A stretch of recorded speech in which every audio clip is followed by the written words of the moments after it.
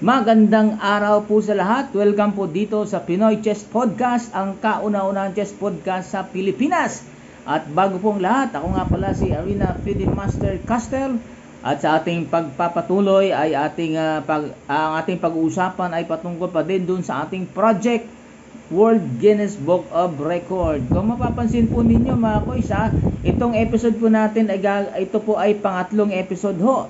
Meron na po tayong nagawang first and second episode patungkol sa ating project. Yun nga po ay World Guinness Book of Record. Ang ating objective ay maitala ang Pilipinas at ang mga Pilipino sa World Guinness of Record para ho makakuha ng maraming participants sa isang malawakang National Chess Championship.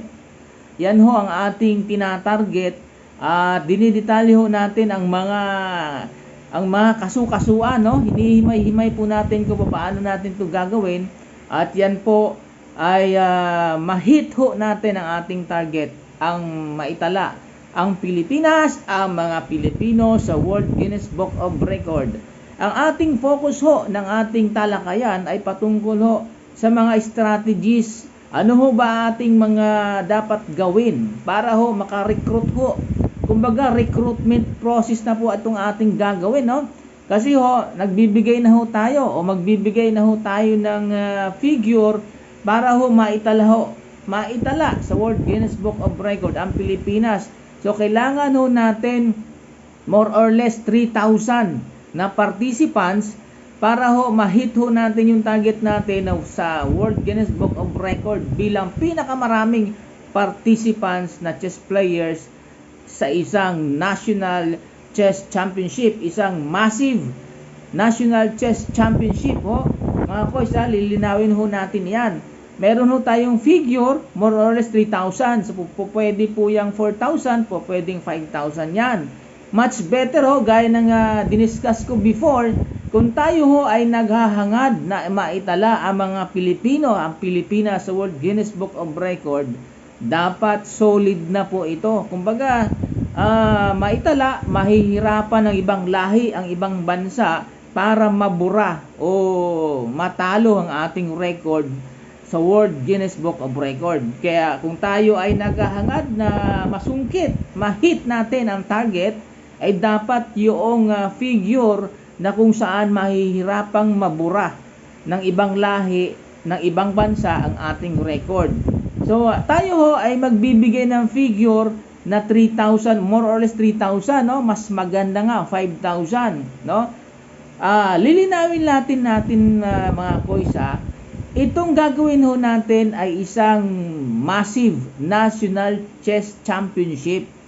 Ito ho ay hindi ordinaryong tournament lang. Ito ho ay National Chess Championship. Baka ho kasi maihambing ito sa ibang mga tournament na pang World Guinness Book of Record, pero yun naman ay isang tournament lamang. Hindi siya katulad na gagawin natin ay isang massive o isang malawakang National Chess Championship. Yan ho ang kaibahan, kasi ho baka magkaroon ng conflict.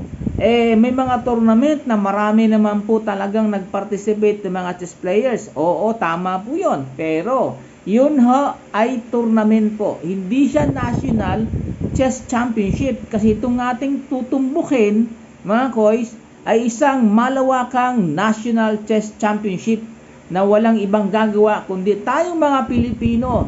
Ang bansang Pilipinas ho ay maitala sa World Guinness Book of Record. Yan po ay isa lamang sa mga paglilinaw natin, no?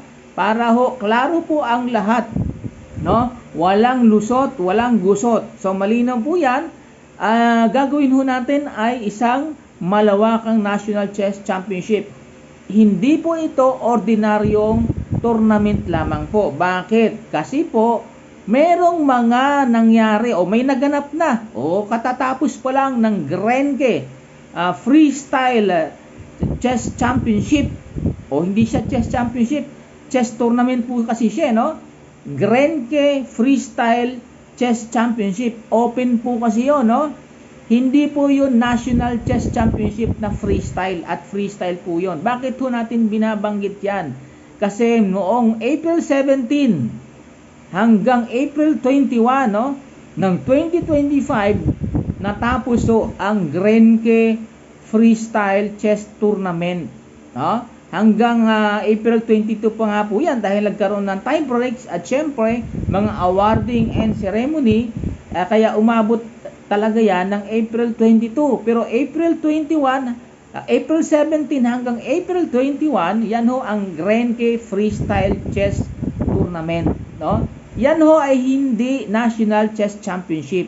Yan ho ay freestyle. Yan po ay chess 960. Yan po ay Fischer Random Chess. Hindi po yan standard na tournament o National Chess Tournament. Ang ating tinutumbok mga koys ay isang standard, no? Standard chess tournament. Yan po ang ating hinihit. Yan po ang ating tinatarget. Bakit po natin nabanggit ang Grenke Freestyle Chess Tournament, Chess Championship, Open? Kasi nakakuha sila doon ng 3,000 mahigit na participants ng chess players. Kaya marami po nag-participate diyan dahil dalawang klase ng tournament po yan sabay. In a classical time control. Ano po? Kasabay ng standard classical tournament ang freestyle chess tournament. So dalawang grupo yan, sabay po sila na naganap o nangyari ang tournament na yan. Kaya humugot po sila o humakot po sila ng more than 3,000 participants na mga chess players mula sa iba't ibang panig ng mundo.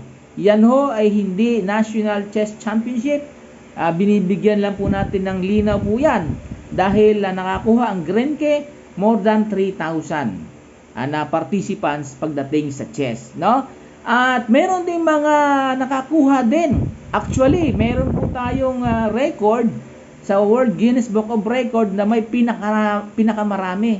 43,157 participants. Yan ho ay nangyari sa Cebu Chess Festival noong 2012. Makikita nyo po yan, do your own research mga koys. Noong 2012, nakakuha tayo ng 43,000 mahigit na participants sa isang araw lamang po. Yan ho ay nangyari sa Cebu Chess Festival, no? Noong 2012. Isang araw lang pong ginawa yan at halata naman po yan ay ginawa po yan sa mga iba't ibang venue sa iba't ibang schools ng Cebu. So lumalabas mga estudyante po yan sa Cebu, sabay-sabay sila nag-training and at the same time sabay-sabay silang naglaro. Sa isang araw po nakakuha sila ng 43,000. Hindi yon proper chess tournament, hindi po yon National Chess Championship ng Pilipinas. Hindi po. Nangyari lang po yan sa isang araw, no? 43,157 to be exact, nakuha po yan ng Cebu Chess Festival. At yan po ay naitala din sa World Guinness Book of Record sa isang araw, no? Na napakarami din po, ano? Kaya nga, yan ay nililinaw lang po natin mga koys. May mga record po kasi na masasabi natin baka magkamali, no? Baka maging identical dito sa ating project na malawakang National Chess Championship, no?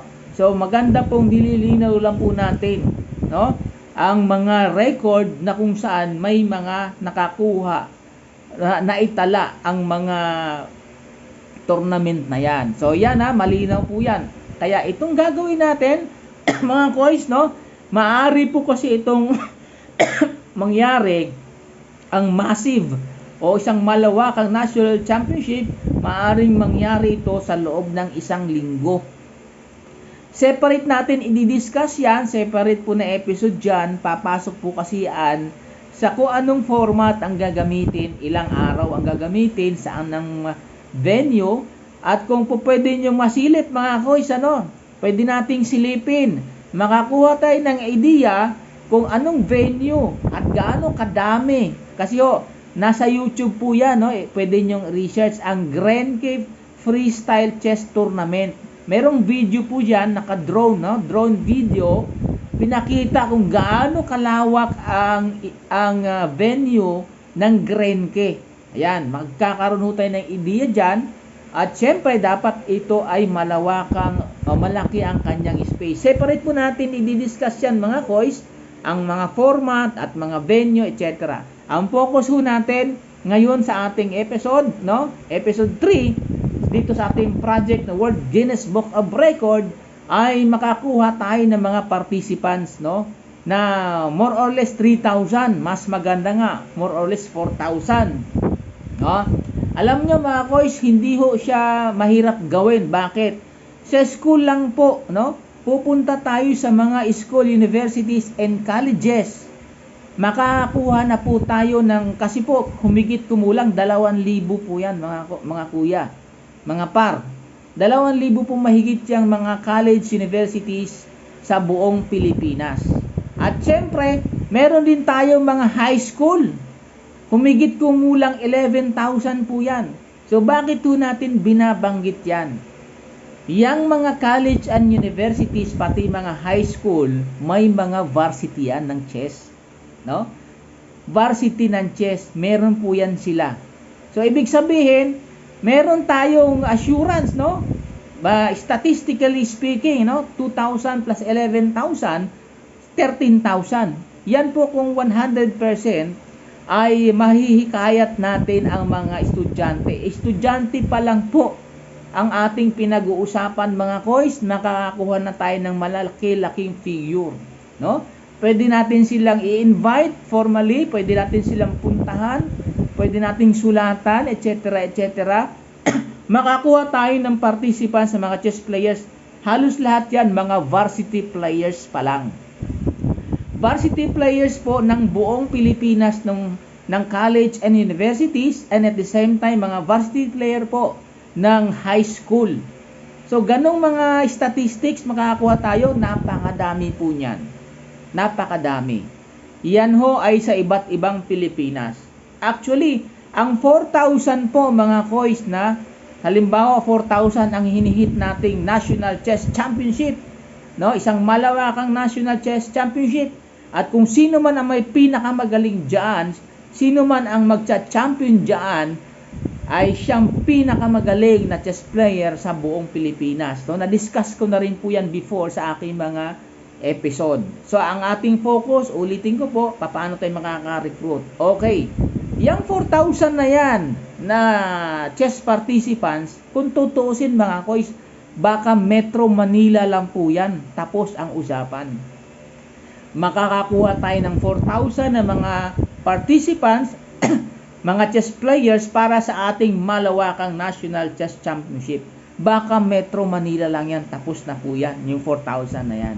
Pero mga kois, huwag tayong makakalimot, no? Ang ating configuration, kumbaga, ang ating design, ang ating hinihit, ang ating tinatarget. National Chess Championship, isang malawakan. Kaya po, sinisikap natin, sikapin natin na sa buong Pilipinas, hanggat maaari, no?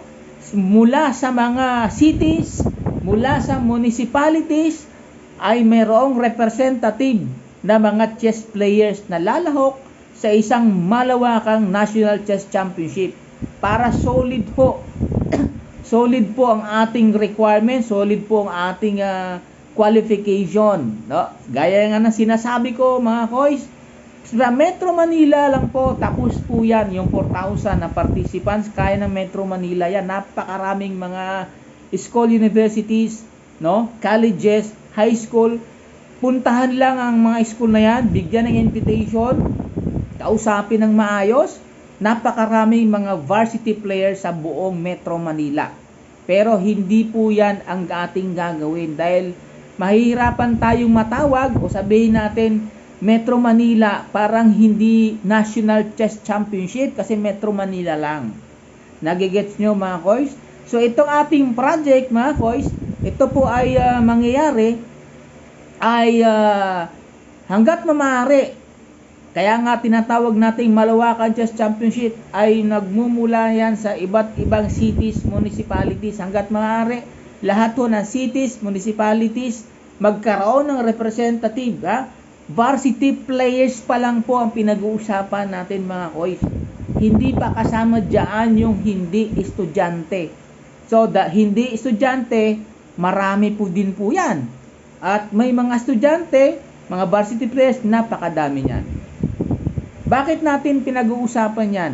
Kasi yun ang paraan para makarecruit po tayo ng more or less 4,000 na magpa-participate sa ating malawakang National Chess Championship.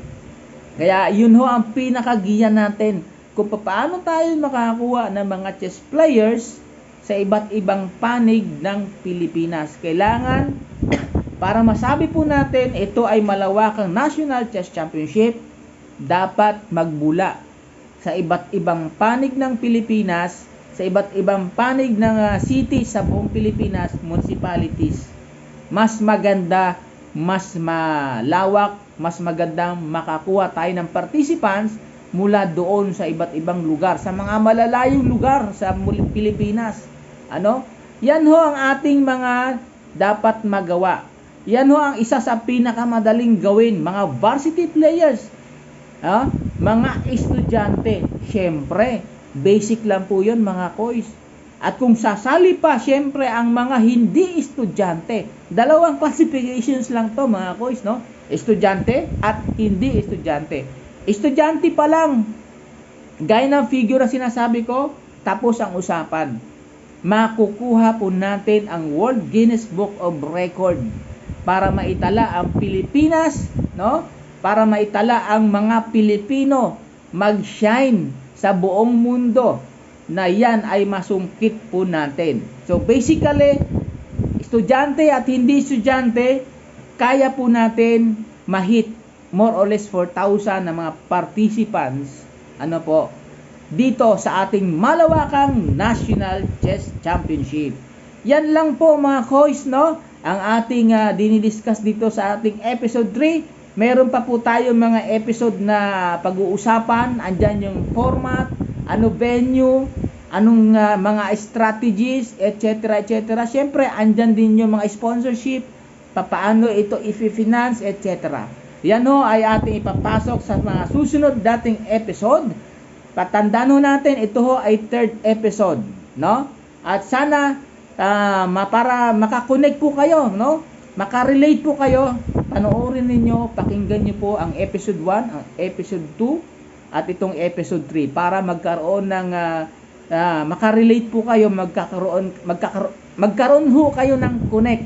Mas maganda, mapakinggan nyo po ang first episode, episode 2, at episode 3. At magkakaroon pa tayo ng podcast 4, 5, supposedly 4, 5, or 6, para ho madetalye, mahimay itong ating Project World Guinness Book of Record.